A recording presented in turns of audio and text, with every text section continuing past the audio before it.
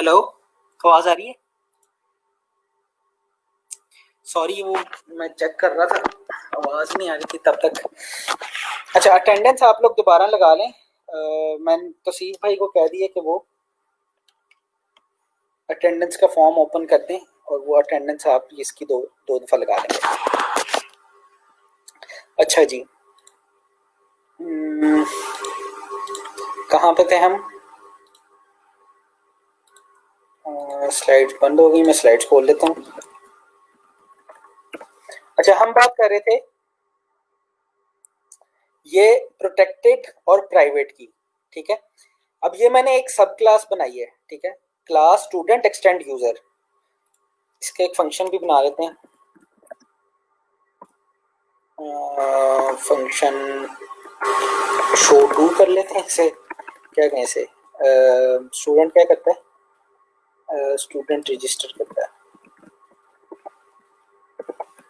Course register करता है, तो उसका एक हमने फंक्शन बना लिया। ठीक है,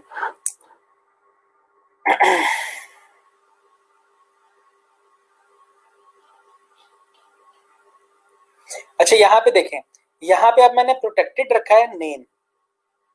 अच्छा, जब मैं प्रोटेक्टेड रखता हूँ ना, तो ये न्यू स्टूडेंट शो करता हूँ, तो आप देखें कि यहाँ पे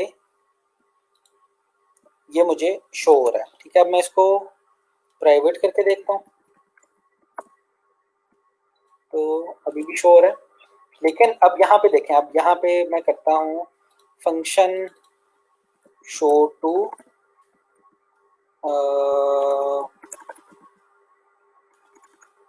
अच्छा, इसको हम बाद में देख लेंगे। लेकिन अभी आप देख लें कि प्राइवेट और प्रोटेक्टेड में ये फर्क होता है कि जो प्राइवेट है वो सब क्लास को अलाउ नहीं करता और जो प्रोटेक्टेड है वो सब क्लास को अलाउ करता है। अच्छा, हम थोड़ी सी इनहेरिटेंस को और देख लेते हैं, फिर इसकी एग्जांपल को भी कवर कर लेंगे। ये बस इनहेरिटेंस हमारा आखिरी चीज है जो हम पीएचपी की देखेंगे, और होपफुली आज हमारी पीएचपी खत्म हो जाएगी।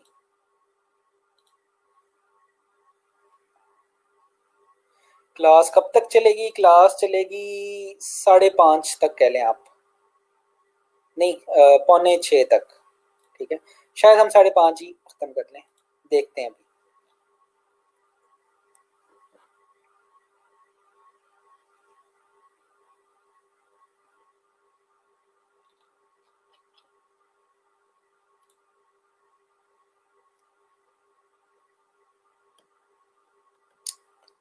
जी, अब हम आए थे स्टैटिक प्रॉपर्टीज एंड मेथड, ये हमने देख लिया था। किसी ने कहा था रिपीट कर दे, तो हम इसको रिपीट कर लेते हैं। Most data and method apply to instance of A class. ठीक है, मतलब इसका डाटा का मतलब प्रॉपर्टीज या वेरिएबल, और फंक्शन जो है वो इंस्टेंस ऑफ क्लास पे अप्लाई करते हैं। इंस्टेंस ऑफ क्लास क्या होता है? ऑब्जेक्ट। ठीक है, ठीक है, डाटा क्या हो गया? वेरिएबल, और फंक्शन जो है वो ऑब्जेक्ट्स के होते हैं। For example, in a user class you want to do such things as set a particular user password or check when the user has been registered. These facts and operations apply separately to each user and therefore use instance specific properties and methods. इसका मतलब क्या है कि जिस तरह हमारे पास एक property हमने यूजर बनाया, उसमें नेम और पासवर्ड हमारे पास एक प्रॉपर्टी है। ठीक है, तो नेम और पासवर्ड मुझे कब चेक करना पड़ेगा? एक ऑब्जेक्ट का। ठीक है, मैं क्लास का नेम तो कुछ भी नहीं है और क्लास का पासवर्ड भी कुछ भी नहीं है। कोई ऑब्जेक्ट होगा, उसका नेम होगा। फॉर एग्जांपल अहमद, उसका नेम है, पासवर्ड 123 है। अली, उसका नेम है, पासवर्ड 456 है। तो मुझे तब ऑब्जेक्ट के लिहाज से नेम और पासवर्ड चेक करने पड़ेंगे, या ऑब्जेक्ट के लिहाज से मुझे ये शो का फंक्शन कॉल करना पड़ेगा। ठीक है, but occasionally you want to maintain data about whole class, कि आपको क्लास के मुतालिक डाटा को चेक करना पड़ता है। ठीक है, जिस तरह से कितनी क्लासेस बनी है, कितनी दफ़ा फंक्शन कॉल हुआ है, या इस तरह की ना कोई आप डेवलपमेंट कर रहे होंगे तो आपको कभी कभी ज़रूरत पड़ सकती है कि आप जो है वो इस क्लास क्लास के लिए डाटा सेव करें। ठीक है, वैसे जो अभी तक हमने जितनी भी चीज़ें बनाई है ना, ये वाला वेरिएबल, ये वाला वेरिएबल, ये वाला फंक्शन, ये वाला फंक्शन, ये सारे किसके लिए हैं? ऑब्जेक्ट के लिए हैं। ठीक है, to report how many users are registered, ठीक है, ये एग्जांपल दे रहा है कि कितने यूजर रजिस्टर हो गए हैं, तो ये किसी ऑब्जेक्ट के अंदर तो नहीं ना सेव होगी। फॉर एग्जांपल आपकी क्लास है, आपके आपकी किसी एक प्रॉपर्टी में ये थोड़ी सेव होगी कि टोटल क्लास में कितने बंदे हैं, टेक्निकल की टोटल क्लास में कितने बंदे हैं, या आपके अंदर सेव तो नहीं ना होगी। आपके अंदर तो आपके ऑब्जेक्ट के अंदर तो खाली आपका नाम, आपका पासवर्ड वगैरह होगा अगर कोई पोर्टल बनता है तो, या फिर आपकी डिटेल्स वगैरह, अर्निंग रिकॉर्ड्स वगैरह, ये वाली चीजें होंगी। You will store a variable that applies to whole user class. ठीक है, आप एक वेरिएबल स्टोर करेंगे जो यूजर क्लास के ऊपर चलेगी, जो यूजर के ऑब्जेक्ट के ऊपर नहीं चलेगी। अच्छा, स्टैटिक प्रॉपर्टी और स्टैटिक मेथड देते हैं। अब यहाँ पे देखें, ये एग्जांपल है एक, ये क्या कह रहा है कि टेम्प न्यू टेस्ट, ये एक उसने टेस्ट, हमने यहाँ पे क्लास लिया टेस्ट। ठीक है, इसमें स्टैटिक प्रॉपर्टी है आई एम स्टैटिक, और यहाँ पे फंक्शन है गेट स्टैटिक प्रॉपर्टी। ठीक है, तो ये क्या कर रहा है, अब ये फंक्शन क्या करेगा कि ये स्टैटिक प्रॉपर्टी को गेट करेगा। ठीक है, यहाँ पे देखें टेस्ट स्टैटिक प्रॉपर्टी, ये भी स्टैटिक बता रहा है टेस्ट। इसको मैं आपको लिख के दे देता हूँ।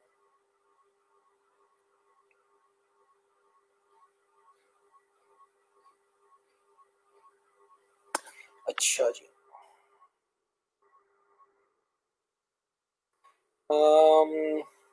हम अलग से इसकी क्लास बनाए ना, मैं अलग से बना के आपको दे देता हूँ स्टैटिक। या इसको हम अभी इसके लिए स्किप करते हैं, इसको हम बाद में देख लेंगे। ठीक है, हम इनहेरिटेंस पे बात कर रहे थे, उसको हम आगे कंटिन्यू करते हैं। This can save a lot of painstaking code. You achieve this using by extend operator. ठीक है, ये extend operator हमने कर लिया है। पेरेंट ऑपरेटर हम इसको देख लेते हैं, सब क्लास कंस्ट्रक्टर इसको भी देख लेते हैं, और फाइनल मेथड। ठीक है, अच्छा अब यहाँ पे देखें कि हमने क्या किया, हमने यहाँ पे बनाई थी एक क्लास, उसका प्राइवेट नेम रखा और पब्लिक पासवर्ड रखा। ठीक है, और फंक्शन कंस्ट्रक्टर, उसमें हम जो कंस्ट्रक्टर था उसको हमने दे दिया, और एक फंक्शन हमने बना लिया शो का। ठीक है, ठीक है, अब मैंने कोई ऑब्जेक्ट नहीं बनाया, अब मैं एक ऑब्जेक्ट बना रहा हूँ क्लास स्टूडेंट का। अब स्टूडेंट के अंदर हमने एक ड्राइंग में लिखा था कुछ चीजें जो ज्यादा चाहिए थी।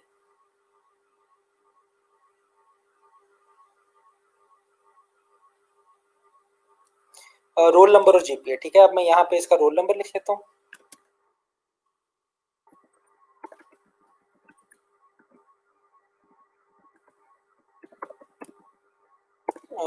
रोल नंबर हम इस तरह लिख लेते हैं, इस तरह नहीं आएगा ये, इसको रोल नंबर कह देते हैं या इसको आईडी कह देते हैं। ठीक है, और जीपीए, और इसको हम शो का फंक्शन कह देते हैं। ठीक है, और फिर मैं एक क्लास लिखता हूँ टीचर की, एक्सटेंड्स यूजर।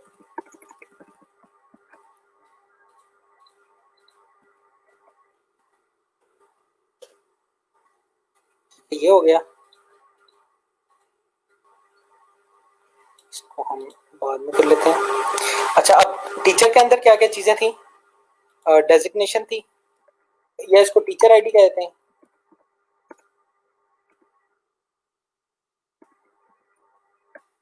तो इसको मैं प्रोटेक्टेड रख देता हूँ, और हम क्या कहते हैं इसको, क्या थी डेजिग्नेशन।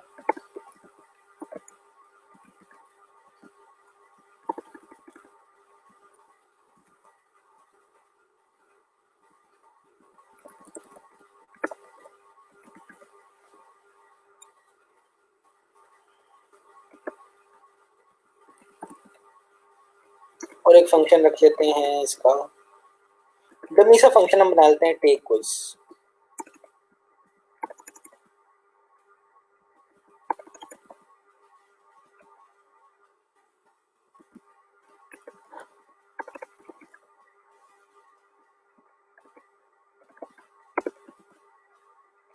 ठीक हो गया। अच्छा, एक मैंने स्टूडेंट बना लिया और एक मैं टीचर बना लेता हूँ।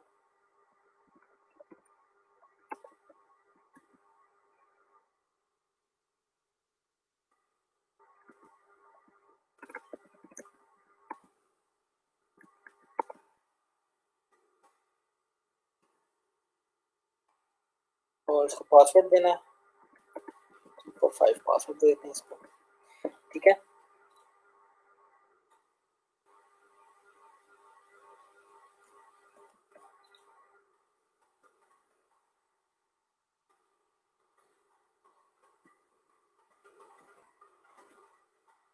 अच्छा, अब यहाँ पे देखें, यहाँ पे ना स्टूडेंट को मैंने नेम दिया है ना पासवर्ड दिया है, ना मैंने टीचर को नेम दिया है और पासवर्ड दिया है, लेकिन अब मैं शो करूंगा new student dot show, new teacher dot show, new teacher arrow show, तो इनको नेम भी मिला होगा, इनको पासवर्ड भी मिला होगा।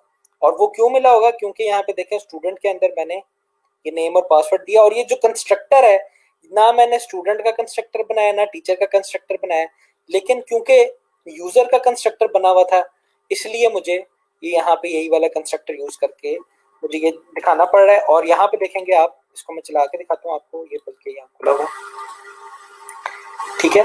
This is an object name Ali, this is an object name Ahmed, ठीक है। ये स्टूडेंट का शो ने अली दिखाया और टीचर के शो ने अहमद दिखाया मुझे, ठीक है।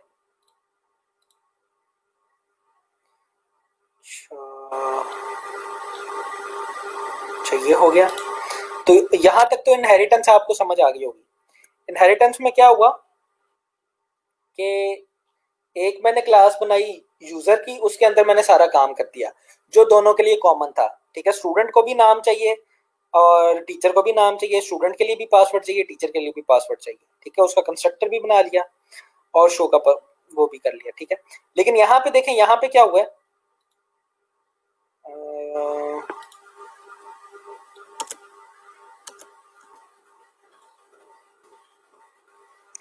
जो स्टूडेंट है उसको मैंने एक्सटेंड करवा लिया है यूजर से।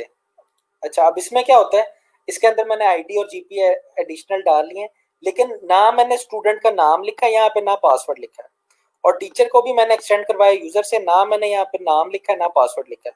लेकिन जब मैं इनको इनिशियलाइज करता हूँ तो इनको नाम और पासवर्ड देता हूँ, क्यों, क्योंकि ये एक्सटेंड हो रहे हैं यूजर से। तो इसको हम कहते हैं, ये हमारी इनहेरिटेंस की इम्प्लीमेंटेशन है यहाँ पे, ठीक है। अच्छा, आगे चलते हैं। If you write a method in subclass with the same name as one in the parent class, its statement will override those of the parent class. Sometimes this is not the behavior you want, and you need to access parent method to do it. To uh, to do this, you can use parent operator, ठीक है। अब parent operator कहाँ पे है?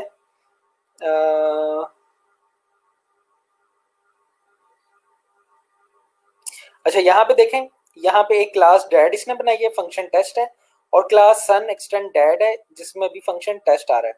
अब यहाँ पे क्या फर्क क्या है कि ये पेरेंट क्लास है डैड, और जो सन है वो कह लें आप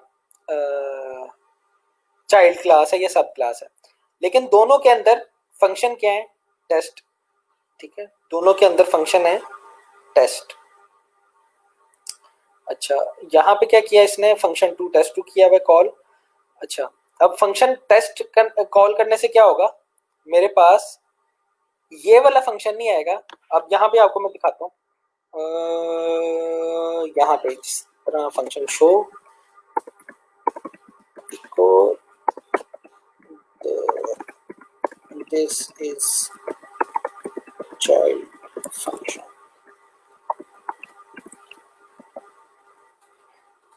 इसको देखें, यहाँ पे एक क्लियर लगाते हैं।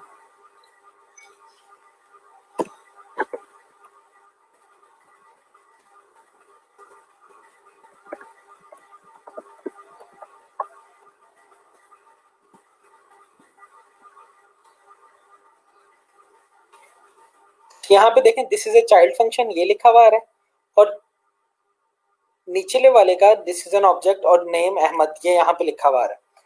लेकिन मैंने फंक्शन क्या कॉल किया, न्यू स्टूडेंट का शो फंक्शन कॉल किया, न्यू टीचर का शो फंक्शन कॉल किया। अब न्यू ये शो फंक्शन तो यहाँ पे ही था ना, कहाँ पे था बोला, यूजर का शो फंक्शन। ये क्या कर रहा था, इसको मैं कट कर लेते हैं, इसको खाली एक रहने देते हैं। अब ये वाला फंक्शन क्या कर रहा था, ये नाम दिखा रहा था, लेकिन अब मैंने स्टूडेंट का शो वाला फंक्शन क्या कर रहा है, स्टूडेंट का शो वाला function this is a child function show करा रहा है। ठीक है। अब यहाँ पे देखें क्या हो रहा है कि ये शो फंक्शन स्टूडेंट के शो फंक्शन को कॉल कर रहा है और ये शो फंक्शन किसके शो फंक्शन को कॉल कर रहा है, यूजर के शो फंक्शन को। यहाँ पे लिखता हूँ मैं आगे, कॉल्स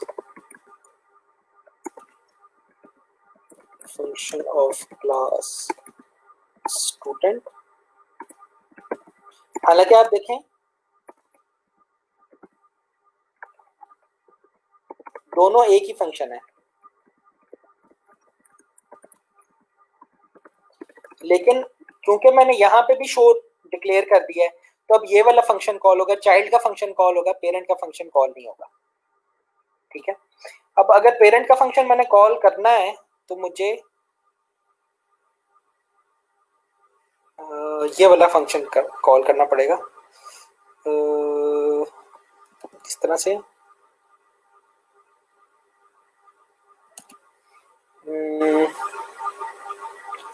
कहाँ पे है, यहाँ पे।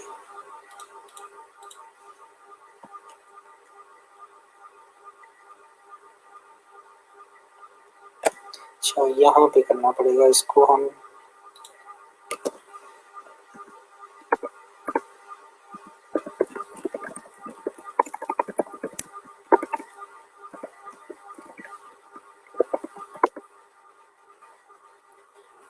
यूजर स्कोप रेजोल्यूशन ऑपरेटर और शो।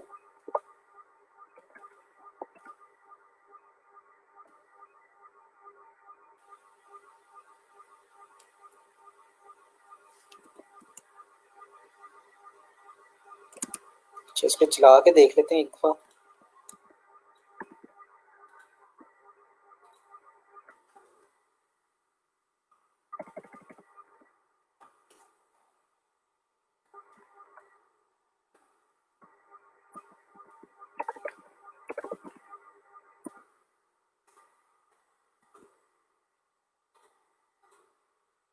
ठीक है। अब यहाँ पे देखें ये स्टूडेंट का फंक्शन शो टू में क्या हो रहा है, मैं पेरेंट का फंक्शन कॉल कर रहा हूँ।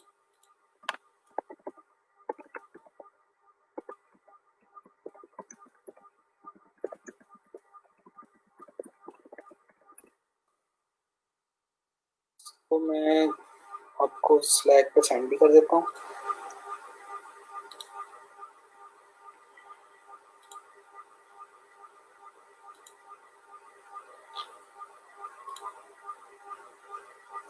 ओ ये वाली कल सेंड ही नहीं हुई थी, सॉरी।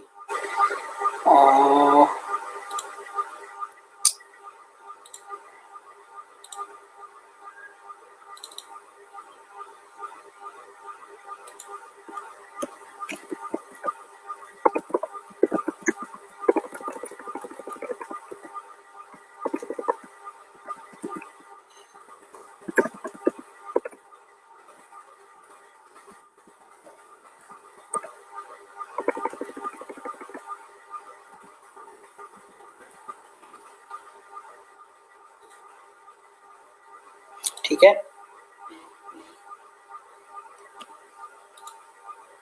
इनहेरिटेंस की टाइप्स भी हैं।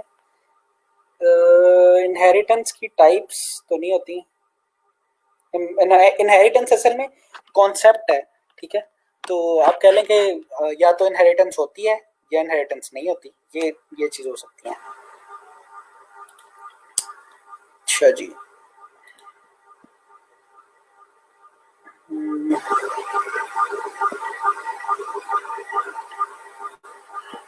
अच्छा अब हम आते हैं सब क्लास कंस्ट्रक्टर के ऊपर। अच्छा अभी जो हमने कंस्ट्रक्टर बनाया ना वो पेरेंट का कंस्ट्रक्टर ही काम कर रहा है। देखें ये न्यू स्टूडेंट लिया है और उसके मैं यूजर नेम और जो उसका नाम है और पासवर्ड वो देता हूँ यहाँ पे। तो वो कहाँ पे बना हुआ है कंस्ट्रक्टर, वो मेन क्लास के अंदर बना हुआ है। ठीक है। अब हम देखते हैं कि सब क्लास का कंस्ट्रक्टर कैसे बनाते हैं। When you extend a class and declare your own constructor, you should be aware that PHP will not automatically call the constructor method of the parent class. If you want to be certain that all initialization code is executed, subclasses should always call the parent constructor. ठीक है। तो parent constructor को कैसे call करते हैं यहाँ पे example दी हुई होगी। वाइल्ड कैट है, ये टाइगर है, एक्सटेंड वाइल्ड कैट, और यहाँ पे कंस्ट्रक्टर है, पेरेंट कंस्ट्रक्टर को कॉल की हुई है यहाँ पे, ठीक है। अच्छा अच्छा, अब मैं यहाँ पे ना, अब आपको मैं एक चीज दिखा दूं, और हाँ बल्कि एक एग्जांपल दिखानी थी मैंने। अच्छा ये प्राइवेट है ना नेम, ठीक है। अब मैं क्या करता हूँ, मैं यहाँ पे शो में, इसके शो में यहाँ पे this is child function, the name of,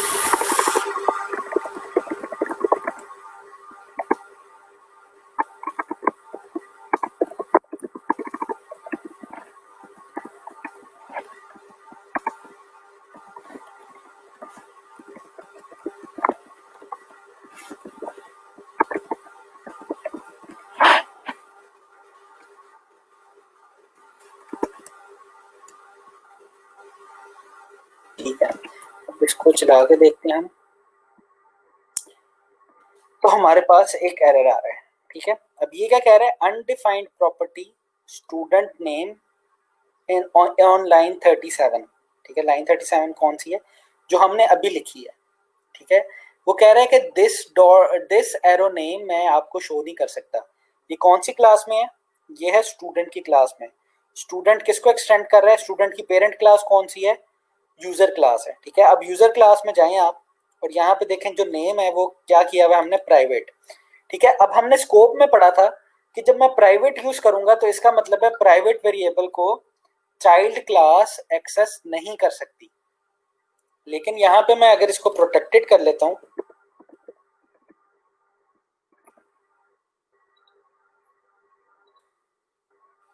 तो अब इसको चला के देखते हैं।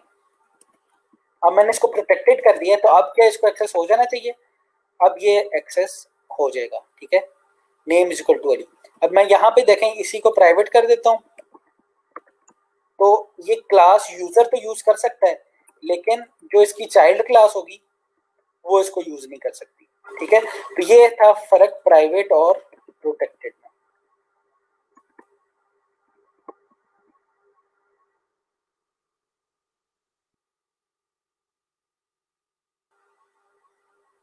अच्छा जी, ठीक है।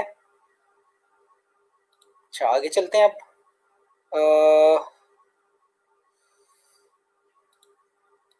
अच्छा एक चीज रह गई थी शुरू वाली, जो मैं आपको कहा था मैंने बाद में कराऊंगा, उसके बाद हम खत्म करते हैं इस लेक्चर को, और माई एसक्यूएल को थोड़ा सा देख लेते हैं आज।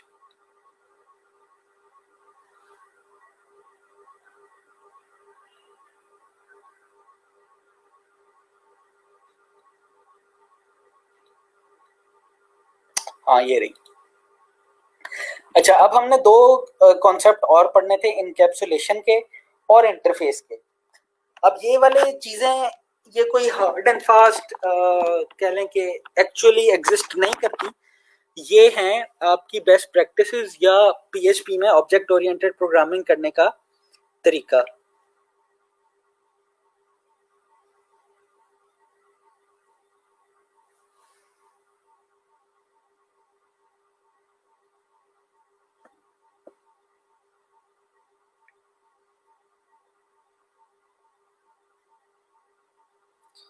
अच्छा अब ये दो कॉन्सेप्ट हैं, इनकैप्सुलेशन के और इंटरफेसिंग के, ठीक है। when you are creating objects it is best to use encapsulation। अब encapsulation है क्या, वो कह रहे हैं कि बेस्ट प्रैक्टिस क्या है encapsulation की, और writing a class in such a way that only its method can be used to manipulate its properties। कि जो encapsulation है उसका वो कॉन्सेप्ट क्या है कि जो ये वाले नेम और पासवर्ड हैं, खाली इसके जो फंक्शन है, जो यूजर क्लास के फंक्शन है, खाली वो ही इनको मॉडिफाई कर सकें। इसका मतलब क्या है, इसका मतलब यह है कि आपने पब्लिक कोई चीज कभी नहीं रखनी, ठीक है। आप या तो इसको प्रोटेक्टेड रखें या इसको प्राइवेट रखें, ठीक है। इनकैप्सुलेशन वैसे देखें तो क्या मतलब होता है, कैप्सूल आपने खाया ना कभी, कैप्सूल में क्या होता है, कैप्सूल खोलें तो इसके दरमियान में दवाई होती है। तो इनकैप्सुलेशन का क्या मतलब हो गया कि आपने जो एंड यूजर है या जो बाकी कोड है, उससे आपने ऑब्जेक्ट के जो पैरामीटर्स हैं, जो ऑब्जेक्ट की प्रॉपर्टीज हैं, उनको हिडन रखना है, ठीक है, कि कोई भी आके आपकी जो प्रॉपर्टीज है उनको मॉडिफाई ना कर सके। खाली जो इसका फंक्शन है, जो इस क्लास के यूजर के फंक्शन है, वो इसको मॉडिफाई करते हैं। ठीक है, अब मॉडिफाई करने के लिए हमने क्या बनाए थे, गेटर और सेटर फंक्शन, ऐसे ही है।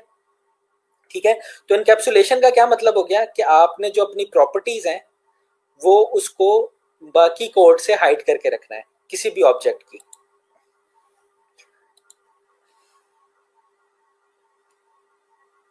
In other words, you can deny outside code direct access to its data.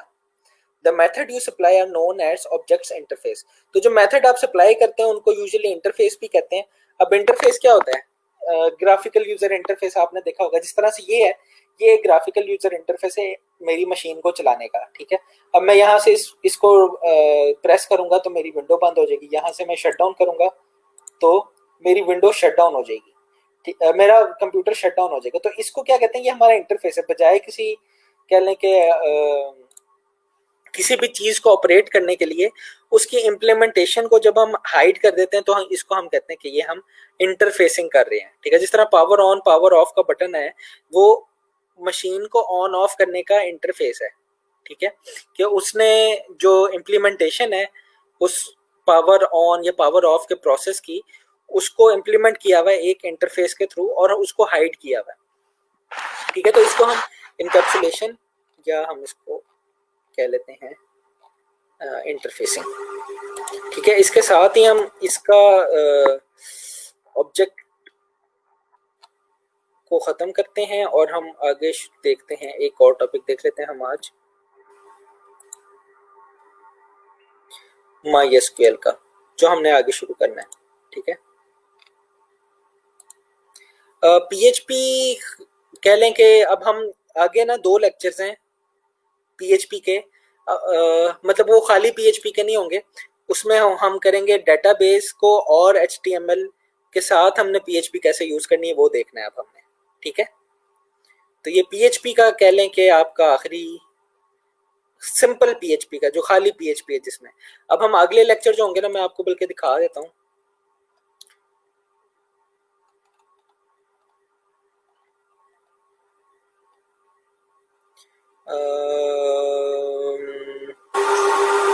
जिस तरह ये PHP एंड MySQL 1 है, इसको मैं दिखा देता हूँ आपको।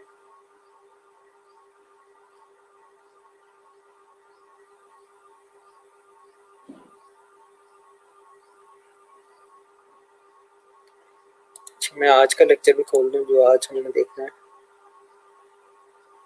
Scale queries.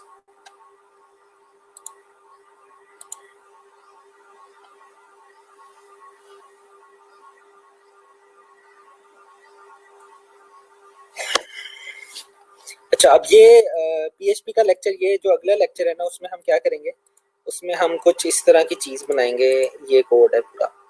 ठीक है, इसमें हम रिजल्ट, शायद ये रिजल्ट नजर आ रहा है आपको। ठीक है, अब हम क्या करेंगे, PHP और MySQL जो डेटाबेस है उसको हम यूज करेंगे और हम कोशिश करेंगे कि किसी HTML के फॉर्म को भी यूज कर सकें ताकि हमारी कंप्लीट एप्लीकेशन बन जाए। जो PHP है वो किसी भी वेबसाइट का बैकएंड में प्रोग्रामिंग के लिए काम करती है, और बैकएंड की प्रोग्रामिंग के लिए हमारे पास डाटा सेव करने के लिए यूजुअली हम कहाँ डाटा को सेव करना या डाटा को रिट्रीव करना, उसके लिए हम क्या यूज करते हैं, उसके लिए SQL क्वेरीज यूज करते हैं। वैसे क्या होता है, जो आप एरेज या जो भी हमने देखा था, एरे बना लेते थे या ऑब्जेक्ट बना लेते थे, वो कब तक रहते हैं, वो तब तक रहते हैं जब तक मेरा प्रोग्राम ऑन हो। जब मेरा प्रोग्राम ऑफ हो जाए, या फॉर एग्जांपल ये जो मैंने फेसबुक खोली है, इसमें भी काफी सारे ऑब्जेक्ट होंगे, एरेज होंगे, बाकी सारी चीजें होंगी। जो डाटा ये सेव हो रहा है करके दिखा रहा है मुझे, इनमें काफी सारी चीजें आपको नजर आ रही होंगी ना, तो वो ऑब्जेक्ट से नजर आती हैं या किससे नजर आती हैं, अरेज से नजर आती हैं, वेरिएबल से नजर आती हैं, काफी सारी चीजें हैं। तो ये कब बनती हैं, ये बनती हैं जब मैं फेसबुक को ऑन करता हूँ। जैसे ही मैं फेसबुक की टैब को बंद करता हूँ तो ये ऑब्जेक्ट, वेरिएबल सारे गायब हो जाते हैं। तो डाटा किधर जाता है, डाटा जाता है फिर डेटाबेस के अंदर। ठीक है, इसमें मैं अगर आपको एक जो हमारी वेबसाइट बनती है ना, वेब एप्लीकेशन बनती है, डायनामिक वेब एप्लीकेशन, उसमें 3 चीजें होती हैं। एक तो आप कह लें कि फ्रंट एंड पे आपको जो पेज नजर आ रहा है ब्राउजर पे, ठीक है, वो हो गया HTML CSS।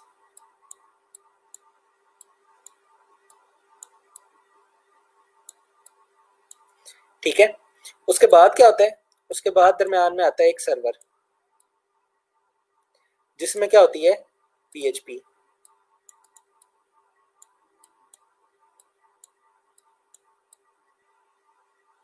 अब PHP कब ऑन होती है, जब मैं सर्वर से पेज को रिक्वेस्ट करता हूँ, और जब मैं ये PHP बंद कब होती है, जब मैं अपनी एप्लीकेशन क्लोज हो जाता हूँ तो ये PHP का कोड एग्जीक्यूट करना बंद हो जाता है। अच्छा, लेकिन आखिरी चीज हमारे पास जो डाटा सेव करने के लिए होती है, जिस तरह फेसबुक है वो आपका डाटा सेव रखती है, ट्विटर, गूगल, मेल अकाउंट्स आपका डाटा सेव रखते हैं। सॉरी, गूगल का तो नहीं कह सकते हम, ट्विटर या फेसबुक है या और चीज़ें जो आपका अकाउंट जो चीज़ें सेव रख रही हैं वो किस चीज़ में रख रही हैं, वो रखती हैं आपका डेटाबेस के अंदर। इसको हम इस तरह से बनाते हैं यूजुअली बिन के अंदर, बिन की शक्ल में। ठीक है, ये होगी आपकी DB। ठीक है, अब हमने ये देख लिया है, ये देख लिया है, अब हम इसको आज देख लेंगे डेटाबेस को।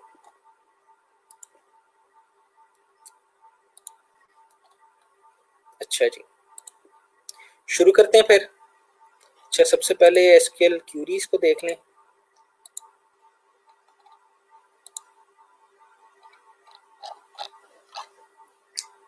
अच्छा, हमने जो इंस्टॉल किया था जैम्प, तो उसमें देखा था ये जैम्प जो अभी चल भी रहा है, वैसे इसको यहाँ से देखते हैं।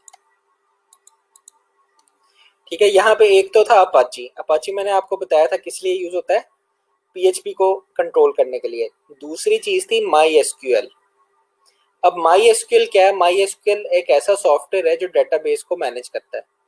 ठीक है, तो MySQL एक सॉफ्टवेयर है, जो हम देखेंगे वो देखेंगे हम SQL, स्ट्रक्चर्ड क्यूरी लैंग्वेज। ठीक है, तो अब स्ट्रक्चर्ड क्यूरी लैंग्वेज क्या करती है, स्ट्रक्चर्ड क्यूरी लैंग्वेज करती है SQL क्यूरीज। आज हम थोड़ी सी देखेंगे।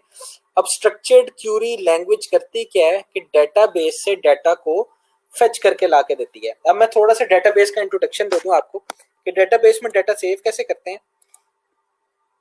तो हम नया ही बना लेते हैं, क्रिएट न्यू बोर्ड। अच्छा, डेटाबेस में डाटा को सेव कैसे करते हैं, डेटाबेस में हम इस तरह से डाटा को सेव करते हैं कि एक होती है हॉरिजॉन्टल और एक होती है वर्टिकल। ठीक है, यहाँ पे हमारे पास एक रिकॉर्ड होता है, जिस तरह से ये नेम है, मेरे पास एक नेम यहाँ पे सेव हो जाएगा। ग्रिप नहीं बनी हाथ की, इसको हम बाहर लेते हैं।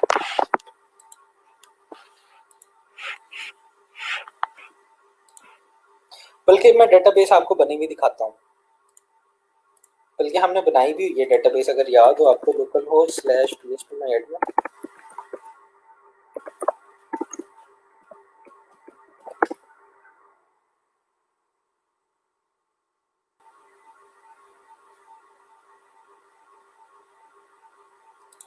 चल नहीं रही, सॉरी, स्टार्ट करना भूल गया।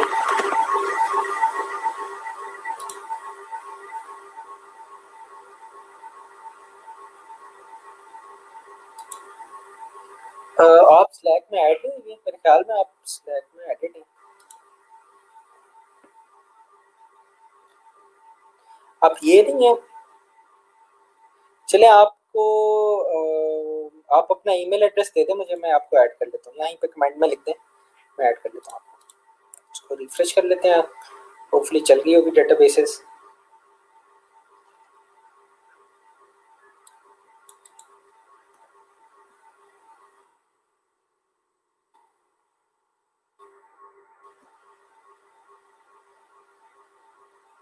अच्छा, हमने कौन सा की थी, PU10 के नाम से डेटाबेस बनाई थी।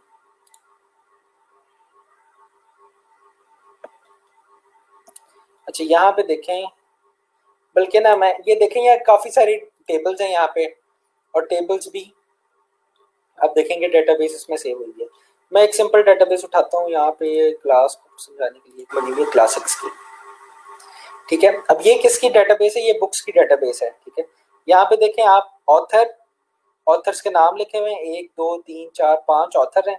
टाइटल है, टाइटल के नाम है 1 2 3 4 5 टाइटल है।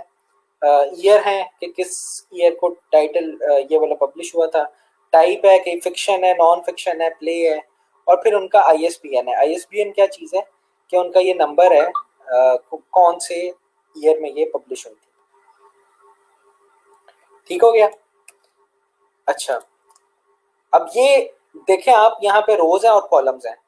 ये author, title, type, year, ISBN, ये एक कॉलम में एक चीज के बारे में, एक कॉलम में ऑथर के बारे में बताया हुआ है, और एक रो के अंदर पूरी एक रिकॉर्ड के बारे में बताया हुआ है।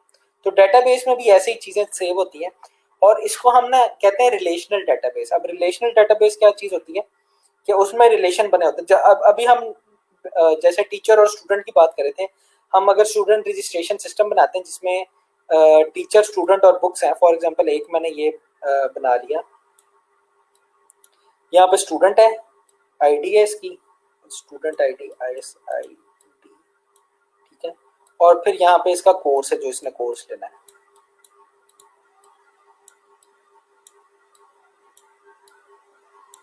ठीक है, अब ये कोर्स का लिए ना मैं अलग टेबल बना लेता हूँ। ठीक है, अब इसमें कोर्स आईडी होगी। अब ये आईडी जो है मैं उठा के यहाँ पे डालूंगा।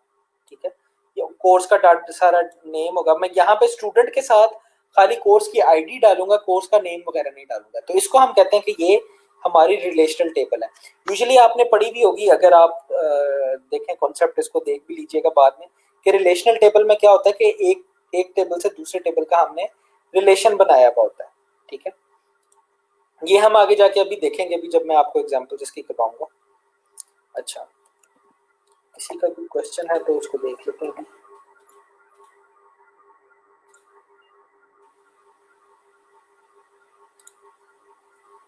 अच्छा,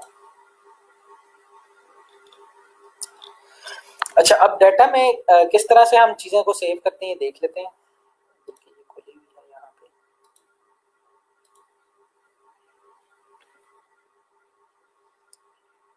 अच्छा, न्यूमेरिक डाटा टाइप्स हैं, टाइनी इंट, ये डाटा टाइप्स हैं, किस तरह की चीजें आप सेव कर सकते हैं। ये जब डेटाबेस बनाएंगे तब हम इसको देख लेंगे। अब हम देखते हैं एसक्यूएल से बनता है क्या। SQL stands for structured query language. SQL lets you access and manipulate database. तो जो जो चीज, जिस तरह पीएचपी हम प्रोग्रामिंग के लिए यूज करते हैं, बैक एंड प्रोग्रामिंग के लिए, तो एसक्यूएल हम किस लिए यूज करते हैं। एसक्यूएल क्या है, स्ट्रक्चर्ड क्वेरी लैंग्वेज है। जो स्ट्रक्चर्ड क्वेरी लैंग्वेज है ये किस लिए यूज होती है, ये यूज होती है, हम क्यूरी करते हैं, मतलब क्यूरी का आपको मतलब पता होगा, सवाल करने को हम कहते हैं कि क्यूरी करना होता है। लेकिन हम इसको क्यूरी क्यों कहते हैं, क्योंकि हम इस क्यूरी के स्टाइल में ना पूछते हैं डेटाबेस से, क्या क्या तुम्हारे पास ये वाला डाटा पड़ा हुआ है, क्या तुम्हारे पास ये वाला डाटा पड़ा हुआ है। तो इसको आप भी हम क्यूरीज बनाएंगे तो आपको खुद ही आइडिया हो जाएगा कि इसको हम स्ट्रक्चर्ड क्यूरी लैंग्वेज क्यों कहते हैं। अच्छा, अब एसक्यूएल कर क्या कर सकती हैं। SQL can execute queries against a database. Database से क्यूरी कर सकती हैं। क्यूरी में क्या होता है, डाटा लाना होता है, डाटा या तो सेव करना होता है, डाटा रिट्रीव करना होता है, या नया डाटा बनाना होता है। ये तीनों काम एसक्यूएल से हम कर सकते हैं। SQL can retrieve data from database, ये मैंने आपको बता दिया कि एसक्यूएल डेटाबेस से डाटा फेच कर सकती है। SQL can insert record in a database. SQL नया डाटा इंसर्ट कर सकती है डेटाबेस के अंदर। SQL can update records in database. SQL जो है वो डेटाबेस के अंदर जो डाटा लिखा हुआ है उसको मॉडिफाई कर सकती है। ठीक है, SQL can delete records, data को डिलीट कर सकती है। क्रिएट न्यू डेटाबेसेस, नई डेटाबेसेस बना सकती है। नई डेटाबेसेस के अंदर नए टेबल्स बना सकती है। स्टोर्ड प्रोसीजर्स बना सकती है। व्यूज बना सकती है। व्यूज क्या होते हैं, टेबल्स को कंबाइन करके आप कह लें कि एक नया टेबल बनाते हैं। नया टेबल की किस्म का ही होता है, उसको हम व्यू कह देते हैं। SQL can set permission on tables, procedures and views. ठीक है, तो ये वाला काम भी हम एसक्यूएल के थ्रू कर सकते हैं। अच्छा, अब ये काफी इंपॉर्टेंट कमांड्स हैं, सिलेक्ट, अपडेट, डिलीट, इंसर्ट। ठीक है, इसको हम देखते हैं क्या क्या, एक एक करके देखेंगे क्या ये कौन सी कमांड क्या क्या करती है। तो सबसे पहली कमांड है हमारी सिलेक्ट की। अब सिलेक्ट की कमांड क्या करती है, एक्सट्रैक्ट डाटा फ्रॉम डेटाबेस। ठीक है, सिलेक्ट की कमांड जो है हम यूज करते हैं डाटा फेच करने के लिए। ठीक है, अपडेट की कमांड हम यूज करते हैं डाटा को मॉडिफाई करने के लिए। डिलीट की कमांड यूज करते हैं हम डाटा को डिलीट करने के लिए। इंसर्ट इनटू की कमांड हम यूज करते हैं डाटा को इंसर्ट करने के लिए। अच्छा, ये वाली जो सारी चीजें हैं ना, ये मैं आपको, मेरे पास एक फाइल है, मैं दे देता हूँ, एक मिनट। मैं 1 मिनट ये स्क्रीन शेयरिंग बंद करो, मैं फाइल आपको निकाल के देता हूँ, मेरे पास पड़ी हुई थी।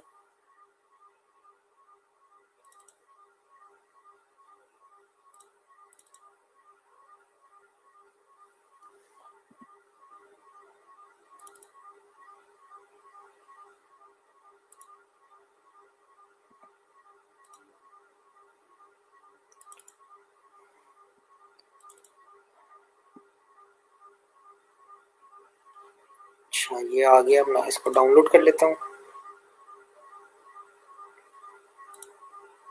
इसको मैं आपको शेयर कर देता हूँ आपके साथ।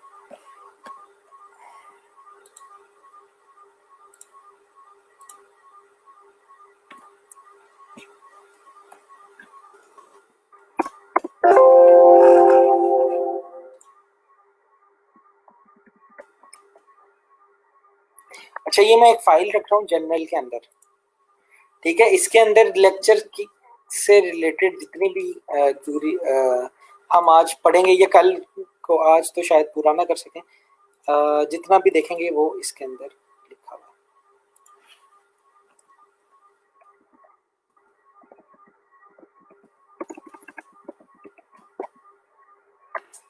अच्छा इसको आप डाउनलोड कर लें, इसको ओपन कर लें, मैं यहीं पे ओपन कर लेता हूँ इसको, ठीक है। तो यहाँ पे सारी क्यूरीज लिखी हुई हैं, ठीक है। आपने सबसे पहले करना क्या है, यहाँ पे एक लिंक है, इसको ये लिंक है, ये आपने खोलना है, ठीक है। ये कौन सा लिंक है, ये फाइल के अंदर लिखा हुआ है, ट्राई एसक्यूएल अगर आप लिखेंगे तो यहाँ पे आ जाए, ये वाला लिंक है, ठीक है।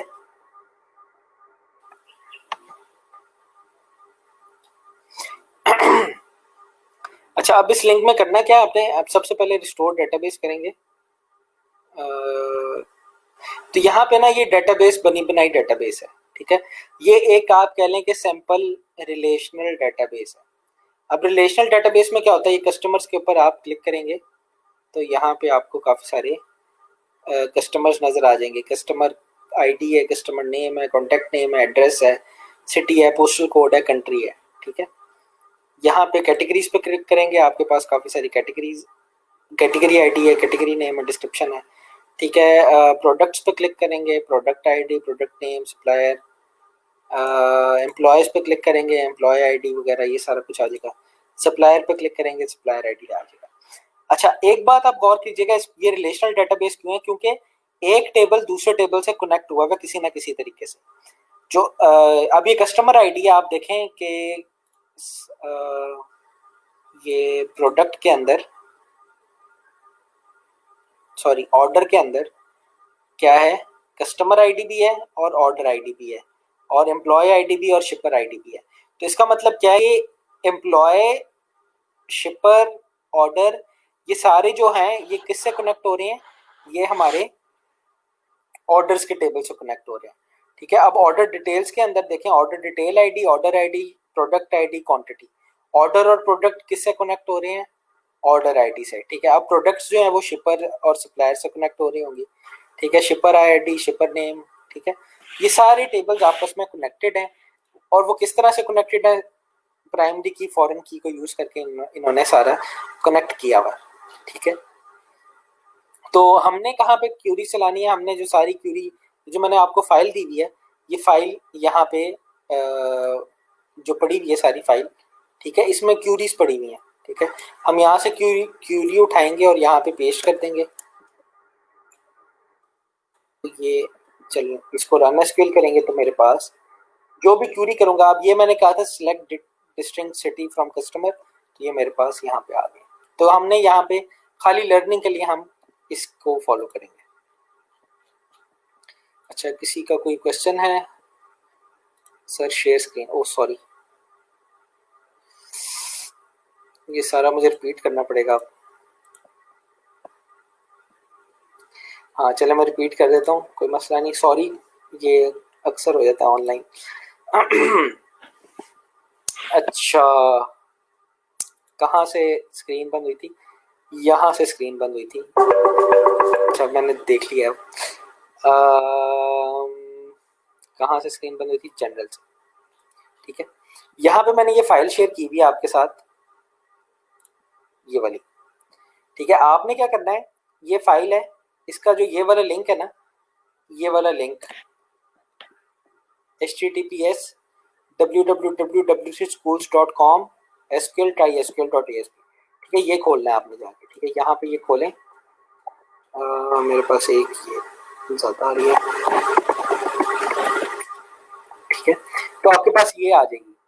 अब यहाँ पे क्या है, यहाँ पे डेटाबेसेस बनी हुई है, ठीक है। ये डेटाबेसेस जो है, ये सारी डेटाबेस के अंदर टेबल्स होते हैं, टेबल्स जो हैं वो सारे कनेक्ट होते हैं। टेबल्स मैंने आपको बताया था रोज और कॉलम्स में डाटा सेव कराते हैं।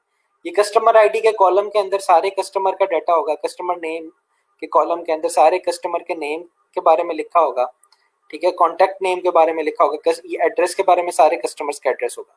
लेकिन अगर मैं वर्टिकली चलता हूँ, सॉरी हॉरिजॉन्टली चलता हूँ, तो एक एक रो में मेरे पास क्या पड़ा हुआ है, एक कस्टमर की पूरी डिटेल्स पड़ी हुई है, ठीक है। एक कॉलम में मेरे पास खाली एक प्रॉपर्टी के बारे में बताया हुआ है, लेकिन एक रो में मेरे पास सारी डिटेल पड़ी हुई है। और ये ना सारे टेबल्स आपस में मिले हुए हैं, कनेक्ट हुए हुए हैं। कनेक्ट किस तरह से हुए हुए हैं अभी मैं आपको दिखाता हूँ। जिस तरह से ये ऑर्डर्स का टेबल है, यहाँ पे देखें, ऑर्डर्स के टेबल में order ID, customer ID, employee ID, order date और शिपर डेट, ठीक है। अब ये देखें, कस्टमर का टेबल ऑर्डर के साथ कनेक्ट हुआ है किस तरह से, कस्टमर आईडी से, और कस्टमर का टेबल एम्प्लॉय के टेबल से भी कनेक्ट हुआ है, ठीक है। यहाँ पे होगा एम्प्लॉयज का टेबल, एम्प्लॉय के टेबल से किस तरह कनेक्ट हुआ है, क्योंकि यहाँ पे देखें ऑर्डर के टेबल के अंदर कस्टमर आईडी भी है और एम्प्लॉय आईडी भी है, ठीक है। तो ये बात समझ आई आपको कि कस्टमर का टेबल ऑर्डर से क्यों कनेक्ट हुआ है, क्योंकि इसके अंदर कस्टमर आईडी है, और ऑर्डर्स आईडी के अंदर एम्प्लॉय आईडी भी है, तो कस्टमर का टेबल जो है वो एम्प्लॉय से भी कनेक्ट हुआ है, ठीक है। ये रिलेशनल डेटाबेस के कॉन्सेप्ट हैं, ये आपने पहले भी पढ़े होंगे, तो आप इसको बाद में भी दे सकते हैं।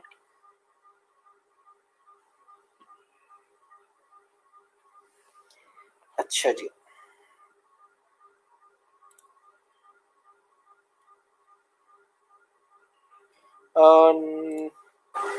नॉर्मलाइजेशन आप मेरे ख्याल में पूछ रहे थे। नॉर्मलाइजेशन, ये पता नहीं क्या होता है। नॉर्मलाइजेशन ये होती है कि आप ना नॉर्मलाइज करते हैं टेबल्स को। खैर वो रिलेशनल डेटाबेस का कॉन्सेप्ट है, वो हमारा पार्ट नहीं है। हम ये देख रहे हैं कि हमारे पास ये बनी बनाई डेटाबेस है, तो हमने इसमें क्यूरीज किस तरह से चलानी है, ठीक है। अच्छा जी, तो सबसे पहले आ जाते हैं हम सेलेक्ट की क्यूरी के ऊपर। अब सेलेक्ट की क्यूरी क्या करती है, मैंने आपको बताया था स्क्रीन बंद होने से पहले कि सेलेक्ट की क्यूरी करती है एक्सट्रैक्ट डाटा फ्रॉम डेटाबेस। अब इसका स्ट्रक्चर किस तरह से है, the select statement is used to select data from database, the result is stored in a result table called result set, ठीक है। अब ये select all from table name, ठीक है। अब ये हम चलाते हैं किस तरह से हैं, ये डेटाबेस आ गई आपके पास, सारों के पास, ये खोल लिया आपने, ये फाइल मिल गई है सारों को, ठीक है। एसक्यूएल क्यूरीज, मेरे स्पेलिंग गलत लिखे हैं,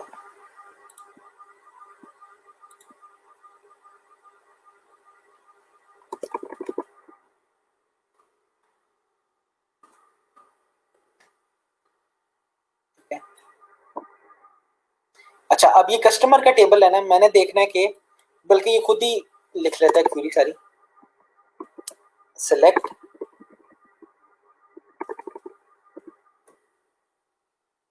ठीक है।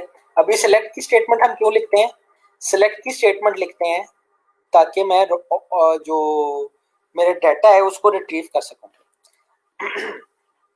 अच्छा, अब सेलेक्ट के बाद क्या लिखते हैं, सेलेक्ट के बाद अभी हम स्टार लिख देते हैं। स्टार का मतलब होता है कि जितने कॉलम्स भी है ना, उसके बाद हम कॉलम सेलेक्ट करते हैं। पहले सेलेक्ट, फिर कॉलम के नंबर, और फिर उसके बाद हम लिखते हैं फ्रॉम, और उसके बाद table name, customers table name है, कस्टमर से मैंने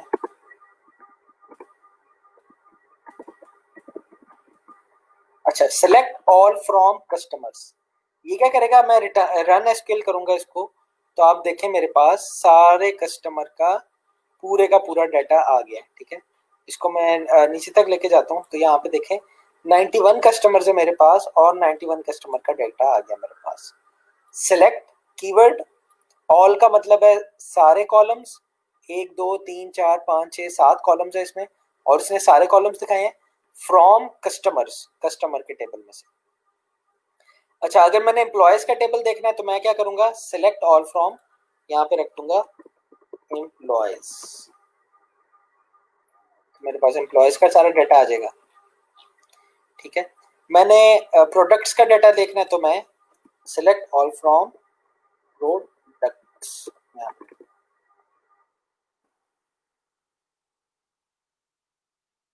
मेरे पास सारा प्रोडक्ट का डाटा आ गया। ठीक है, मैं कस्टमर के पास दोबारा चले जाता हूँ, सिलेक्ट ऑल फ्रॉम कस्टमर्स, ये आ गया मेरे पास। चलिए,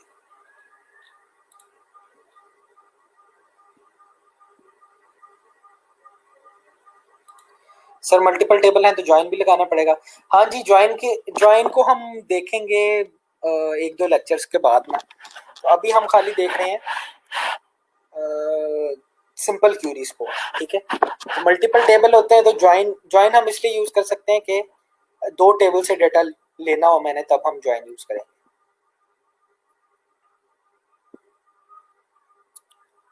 अच्छा, नॉर्मलाइजेशन में हम जो एक्स्ट्रा लाइन रिमूव कर रहे हैं डाटा, उसे रिमूव करते हैं। लाइंस को नहीं करते हैं, हम कॉलम्स को भी कई दफ़ा रिमूव करते हैं। असल में रिडंडेंसी को रिमूव करते हैं, उसको कहते हैं हम नॉर्मलाइजेशन। ठीक है, खैर हमारा टॉपिक जो है वो रिलेशनल डेटाबेस नहीं है, हमारा टॉपिक एसक्यूएल क्यूरीज है। ठीक है, हम उसको देख लेते हैं। सर फाइल ओपन नहीं हो रही, 404 पेज एरर आ रहा है। मैं कॉपी करके आपको सेंड कर देता हूँ।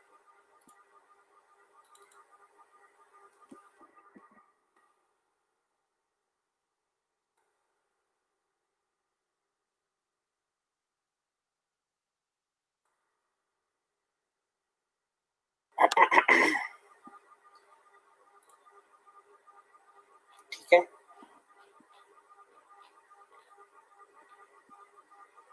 यहाँ पे लिंक भी आ गया आपके पास, और फिर ये क्यूरीज जो है ये हर किस्म की वो भी यहाँ पे लिखी हुई है। ठीक है, अब पहली क्यूरी आप यहाँ से कॉपी करें, सिलेक्ट ऑल फ्रॉम टेबल्स क्या करेंगे, वही वाला काम करेंगे जो हम कर रहे थे। ठीक है, अब यहाँ पे देखें, यहाँ पे अगर मैं चाहता हूँ कि यार मुझे पूरे का पूरा टेबल नहीं चाहिए, मुझे खाली कस्टमर आईडी चाहिए, कस्टमर नेम चाहिए, और मुझे कस्टमर की सिटी चाहिए, तो अब क्या करेंगे। अब मैं कहता हूँ कि ये स्टार क्या करता है, ये कहता है कि कॉलम्स को सिलेक्ट करता है। ठीक है, एक कॉलम, दो कॉलम, तीन, चार, पांच, ये कह रहा है स्टार का मतलब है कि सारे कॉलम्स को दिखा दो। ठीक है, लेकिन हम कहते हैं कि हमने खाली स्टार नहीं करना, हम कहते हैं कि हमने क्या चाहिए, कस्टमर आईडी चाहिए, और मुझे क्या चाहिए, कस्टमर नेम चाहिए, और कस्टमर नेम ऐसे लिखा होगा, और क्या चाहिए, सिटी चाहिए। क्या, इसको मैं रन करता हूँ तो आप देखें मेरे पास खाली कस्टमर आईडी, कस्टमर नेम और कस्टमर सिटी आ रहा है। मैं सिटी भी हटा देता हूँ तो मेरे पास खाली कस्टमर आईडी और कस्टमर नेम आ रहा होगा। ठीक है, इसी तरह एम्प्लॉय में से अगर मैंने देखना है एम्प्लॉय का टेबल, एम्प्लॉयज का टेबल है, मैं सिलेक्ट ऑल कर लेता हूँ देखने के लिए कि कौन कौन से कॉलम्स हैं। ठीक है, सिलेक्ट स्टार में क्या आएगा, सारे कॉलम्स आ जाएंगे मेरे पास, लेकिन मैं चाह रहा हूँ एम्प्लॉय आईडी है, एम्प्लॉय का फर्स्ट नेम है। ठीक है, तो मैं यहाँ पे लिखूंगा एम्प्लॉय आईडी और फर्स्ट नेम। यहाँ पे मेरे पास एम्प्लॉय आईडी और फर्स्ट नेम आएगी, सारे 10 एम्प्लॉयज हैं, 10 एम्प्लॉयज के आईडी और एम्प्लॉय का नाम आ गया मेरे पास। ठीक है, ये वाली इतनी सी चीज क्लियर है, ये वाली कि ये किस तरह से कर रहे हैं हम।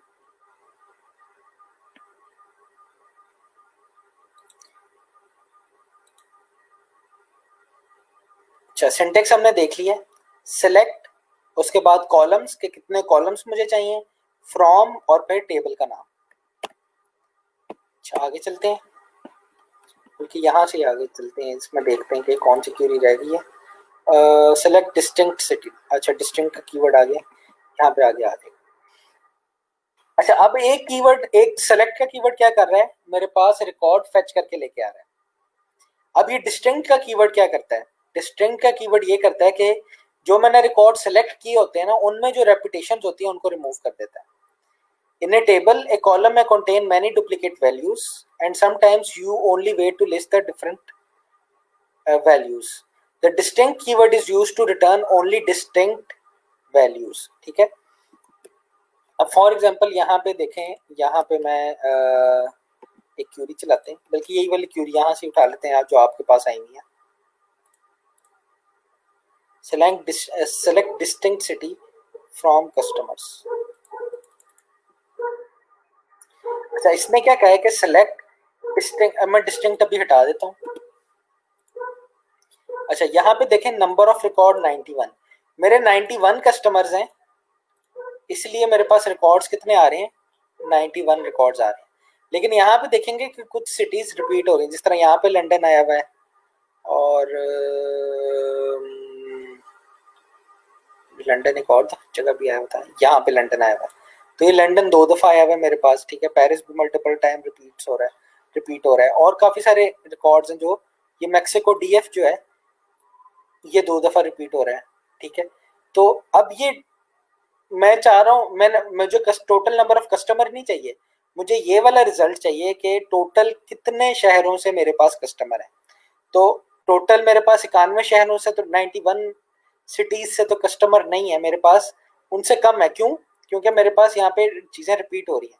तो उसके लिए मैं क्या करता हूँ, रेपिटेशन खत्म करने के लिए यहाँ पे मैं डिस्टिंक्ट का कीवर्ड यूज करता हूँ. अब देखें, अब मैंने एसक्यूएल स्टेटमेंट रन की है. पहले मेरे पास आ रहे थे 91, अब रेपिटेशन खत्म होगी और अब मेरे पास आ रहे हैं 69. ठीक है. ये मैक्सिको डीएफ जो 2 दफा आ रहा था, अब मेरे पास खाली 1 दफा आ रहा है मैक्सिको डिस्ट्रिक्ट फेडरेशन, या जो भी सिटी है वो एक ही दफा मेरे पास नजर आ रही है. ठीक है. तो पहले टोटल 91 नजर आ रहे थे रेपिटेशन के साथ. अब रेपिटेशन को खत्म करना है मैंने किसी एक जगह पे, तो मैं उसके साथ डिस्टिंक्ट लिख देता हूँ. ठीक है. अच्छा जी, आगे चलते हैं. अच्छा, अब हम आए थे वेयर के ऊपर. मेरा गला काफी थक गया. हम ऐसा करते हैं कि हम आज इतना ही रखते हैं, और आप ना इसको देख लीजिएगा, और फिर हम अगले वीक फिर देख लेंगे. किसी का कोई क्वेश्चन वगैरह हो तो वो स्लैक पे पूछ सकते हैं, नहीं तो फेसबुक के ऊपर भी आप कमेंट करके पूछ सकते हैं. Thank you. Allah Hafiz.